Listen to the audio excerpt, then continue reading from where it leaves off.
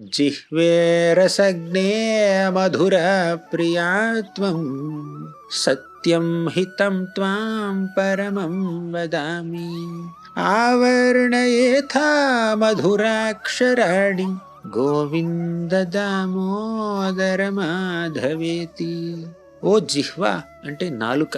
ఇక్కడ బిల్వమంగళ్ ఠాకూర్ వారు నాలుకకి ఒక విజ్ఞప్తి చేస్తున్నారు. ఏమంటున్నారంటే, ఓ జిహ్వా, ఓ నాలుక, నువ్వు రసజ్ఞ. రసజ్ఞ అంటే రుచుల్ని అనుభవించేటటువంటి శక్తి నీకుంది. కానీ మధుర ప్రియాత్వం, అన్ని రుచుల్లోకి నీకు ఇష్టమైనది ఏమిటి? మధురం, స్వీట్, తీయగా ఉండేవి నీకు ఇష్టం. కాకపోతే తీయటి వస్తువులన్నింటిలో అన్నింటికన్నా తీయంగా ఉన్న వస్తువేదో నీకు తెలియదు. ఆ సత్యం నీకు చెప్తాను విను. సత్యం హితం త్వాం పరమం వదామి. ఏమిటా సత్యం?